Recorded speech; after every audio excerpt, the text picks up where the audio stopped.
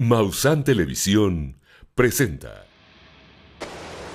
Can you describe the aircraft? As it's flying past, it's a long shape. A las 7, a la misma altura. Cannot identify. It has some speed. Como a las 7, 8 de la posición.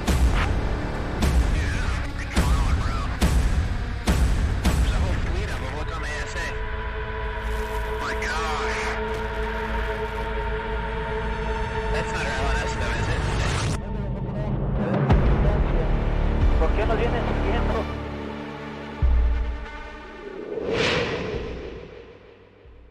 Un ovni estuvo a punto de estrellarse con un avión repleto de pasajeros. Los titulares de los periódicos de todo el mundo afirmaban: emergencia aérea por un ovni. Pasó aproximadamente a unos 50 metros frente al avión portugués. Se mueve muy diferente, no es un avión, era un objeto volador no identificado. Un día también me tocó ver una bola de luz muy grande, pero fue muy rápido. Estoy seguro de que no podemos ser los únicos. Una inmensidad que no hay para dónde. Entonces, ¿cómo pensar que nosotros somos los únicos? Hola, ¿cómo están? Soy Julio Darwish, soy piloto comercial. Tengo más de 17,000 horas de vuelo y he volado en diversas partes del mundo. Normalmente cuando vamos en los aeropuertos, mucha gente nos pregunta: capitán, ¿usted ha visto algún ovni o algo que no sepa identificar? La respuesta es que sí, y no soy el único. Hoy tengo un invitado, es un piloto, compañero, se llama Enrique Sanders y nos va a contar unos casos muy importantes. Pero antes los dejo con Alfonso Salazar, técnico en aviación, tiene una investigación de más de 70 años de archivos, así que nos va a contar un caso muy interesante el día de hoy. Bienvenidos a Piloto.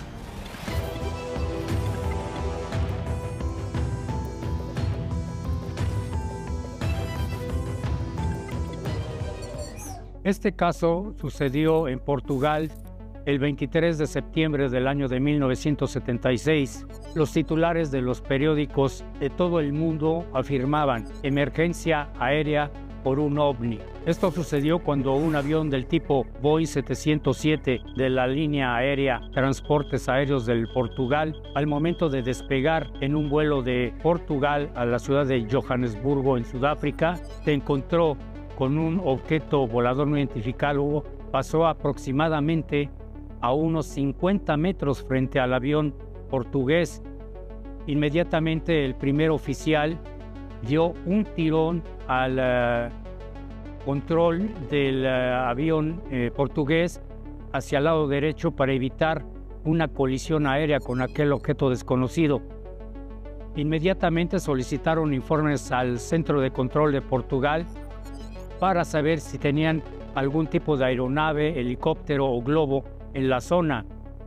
Le informaron que no tenían ningún tipo de estos aeronaves en la zona, y en ese momento fue cuando los pilotos de un avión del mismo tipo, Boeing 707, de la empresa American Airlines, reportaron cómo ellos también habían observado un objeto con luz blanca muy brillante que había pasado frente a su 707.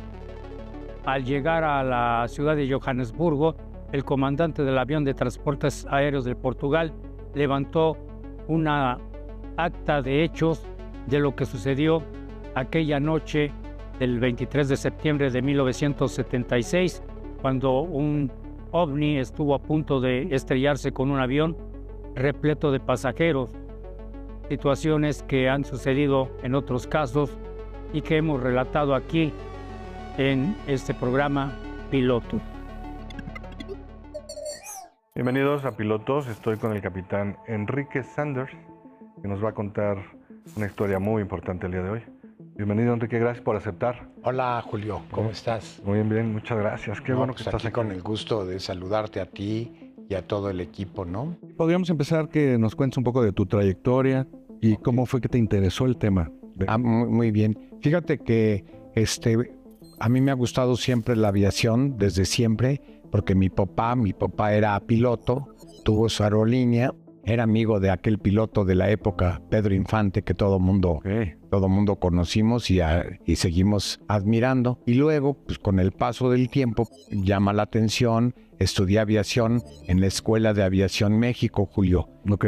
Que tú sabes que la México tuvo un detonante muy duro en el tema de los ovnis. Fue una vez que un avión despegando de aquí de México, se lo llevaron a Acapulco y Pacheco, que era mi compañero de la escuela. Ok. Entonces, del DF a Acapulco hicieron 15 minutos y se empezaron a comunicar con la torre de control de Acapulco en francés, en chino, en italiano. Cuando oímos eso dijimos, pues, no creo, ¿no? Y cuando me empieza a pasar el tiempo, primero hay algunas veces que tú dices, no existe. Pero te platica una historia un compañero, te platica otra anécdota otro compañero y dices, oye, hay algo, ¿no? Cuando te lo dice alguien y luego te lo vuelven a repetir y luego te lo vuelven a repetir, como que sí va causando el tema de que dices, sí existe, sí hay algo, ¿no? Bueno, pues ese es el inicio de la Escuela México con la matrícula el Extra Bravo Delta India Tango, que fue el avión interceptado y llevado a Acapulco. Y o sea, volaste ese avión también. No, claro, el DIT. Todos mis compañeros que nos están viendo, que por cierto, saludos para todos los de la Escuela México, no hubo uno solo que no volara el Extra Bravo Delta India Tango.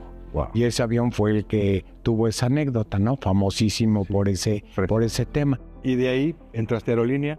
No, fíjate que de ahí siempre me llamó mucho la atención la aviación ejecutiva, la aviación general. Entonces, mi experiencia siempre ha sido en la aviación general, o sea, entiéndase aviones ejecutivos, aviones del gobierno, aviones federales. Esa fue mi chamba. Trabajé en el Consejo de Recursos Minerales muchos años y de ahí en taxis aéreos, pura aviación ejecutiva. Sigues volando.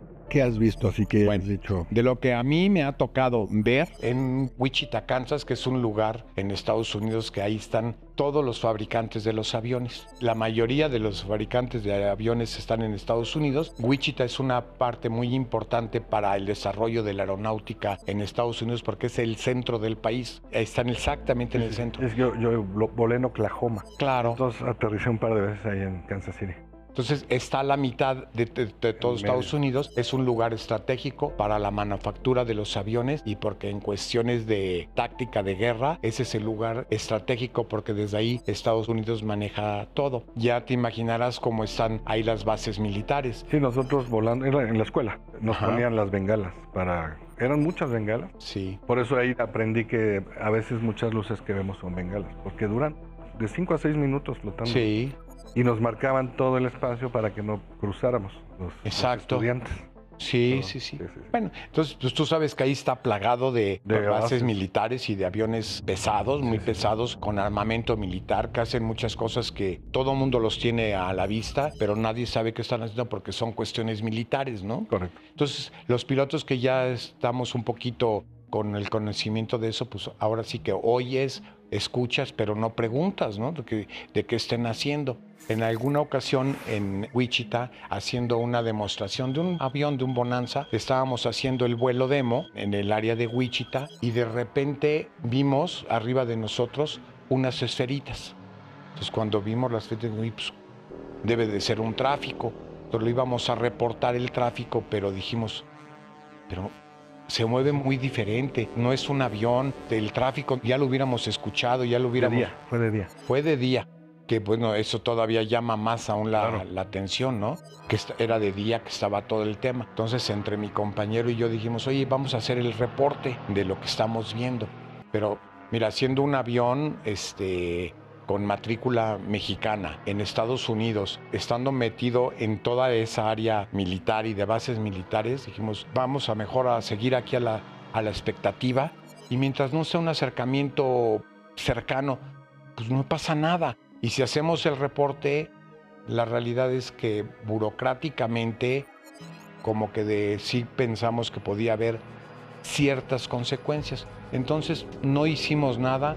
Vimos las esferitas, eran como 3 o 5 esferitas en un vuelo muy rítmico y muy rápido. Eso es lo que dijimos, ¿sabes qué? Eso no es un avión. O sea, no puede ser un avión, no puede ser un dron, no puede ser un satélite, es algo que, bueno, pues hasta ahorita, que esa es la cuestión que yo me sigo preguntando, era un objeto volador no identificado. Sí, definitivo. Se veía muy alto. Muy alto. La verdad es un tema muy bonito, es apasionante Y yo creo que en esta época, qué bueno que hay más libertad para poder platicar algunos temas. Esto es porque ha habido mucha gente que corrió, fíjate que sí corrió el riesgo de decir, yo voy a decir lo que vi y lo que pienso y lo que creo, y eso como que abrió un poquito más el tema para que la gente se anime a empezar a platicar más, ¿no? Porque imagínate, digo, los aviones están volando todo el día, constantemente, todo el tiempo. Algunos dicen, no he visto nada, ¿no?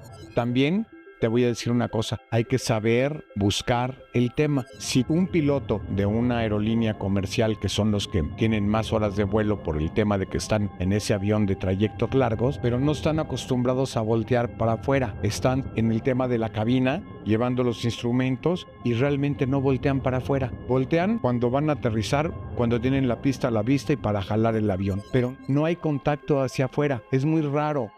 Yo soy de los que veo mucho afuera, pero sí sé lo que me estás diciendo. Hay muchos que no. Pues sí, además esa es la chamba, ¿no? Sí.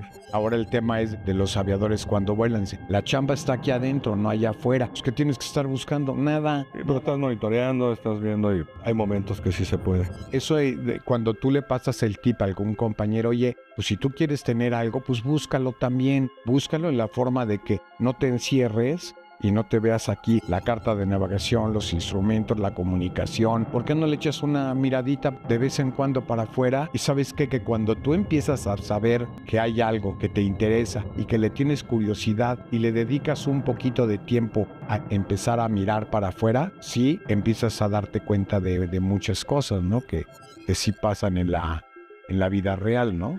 ¿Qué crees que sean, por ejemplo, lo que viste o los que han visto otras cosas?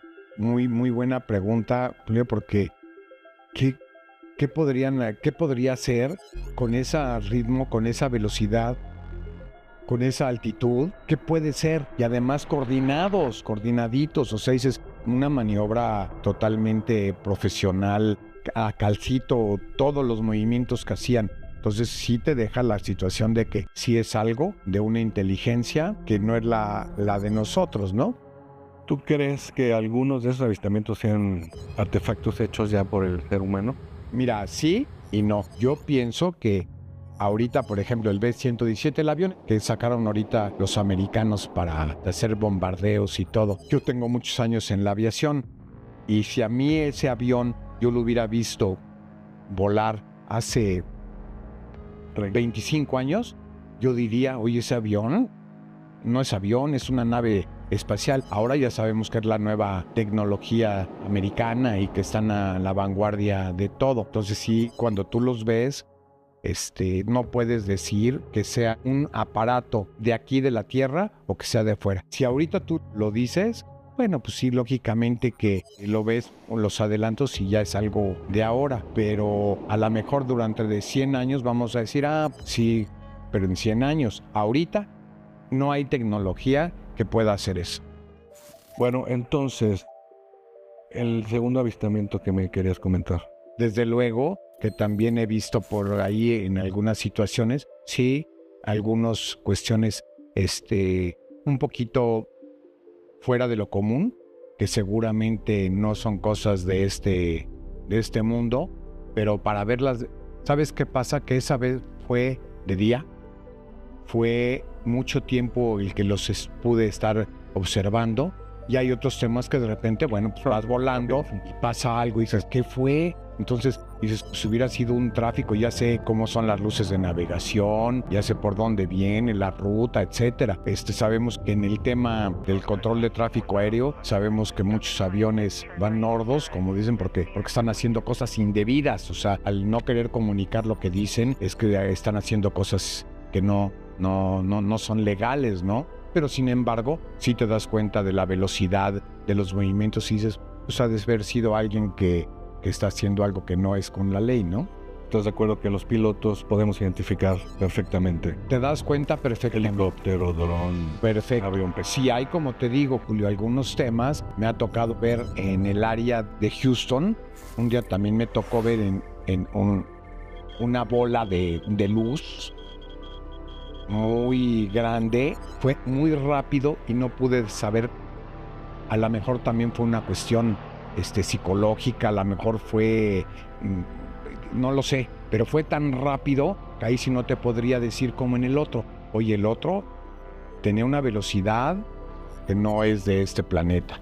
Tenían unos movimientos perfectos. Tenían un enlace entre las esferas que tienen que estar bailando unas esferas en el cielo. Pues nada.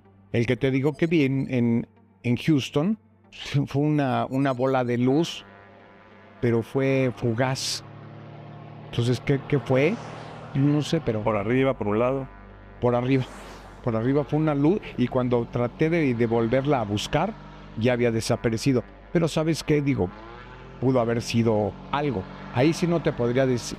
Fue muy rápido, fue de llamar la atención, pero como fue Queda la duda. rapidísimo, queda la duda. Entonces, Sí. hay que hablar lo que de repente tú dices, esto lo vi, fue rápido y no tengo Sí. más elementos que decir. El otro sí, o sea, si hubiera traído, ¿sabes qué? A la mano un lo saca y se hubieran salido y hubiera quedado, pero en ese momento, pues, ¿qué te vas a imaginar, no? ¿Qué te va a salir?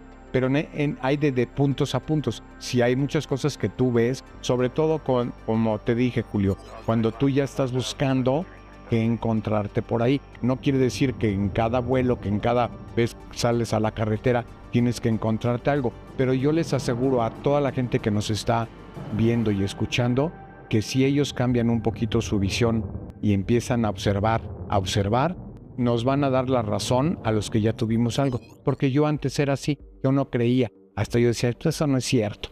Pero cuando tú dices, bueno, y dándole un poquito a la cuestión del factor de la duda, ¿por qué no darle un poquito el beneficio de empezar a buscar para afuera? Se van a encontrar algo y pues cuando van a decir, sí es cierto, hay algo que está aparte de lo que estamos nosotros aquí en tierra, ¿no? Sí, lo de las esferas son muy comunes, creo que es de los más comunes que me han reportado en este programa. Hay unos también muy raros, hay muy buenos también, pero al final el piloto se le ve así como a ti, que no era una aeronave No, conocida. Entonces, no, por eso se animan a venir. Y muchos no vienen, que me han contado historias, así como dices, porque no quiere. historias buenísimas, Buenísimas. pero no han querido venir, lo cual se respeta, ¿no? Yo lo respeto, digo, yo ya me excusé, ya todo el mundo sabe que estoy en esto, pero bueno, en conclusión, ¿qué nos dejas? Yo pienso y digo que es un tema serio, que es un tema que hay que analizarlo y que además, bueno, pues vivimos en una inmensidad de que yo estoy seguro de que no podemos ser los únicos, una inmensidad que no hay para dónde. Entonces, ¿cómo pensar que nosotros somos los únicos?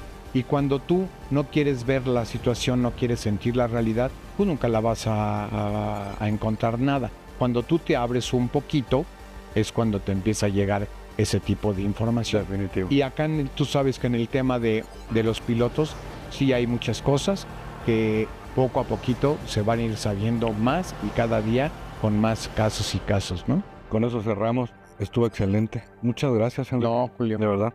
Lo hicimos de vapor, pero con mucho gusto. Gracias. Este tema es importante. Muchísimas gracias. Gracias, Julio.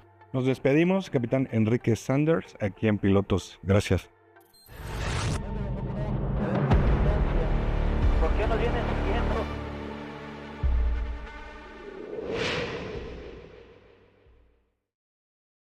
Encuentra todos los programas de Maussan Televisión en YouTube. Únete a nuestros nuevos canales: Misterio, Descubrimiento, Bienestar, Medio Ambiente y, por supuesto, sintoniza nuestra señal en vivo las 24 horas del día. Maussan Televisión.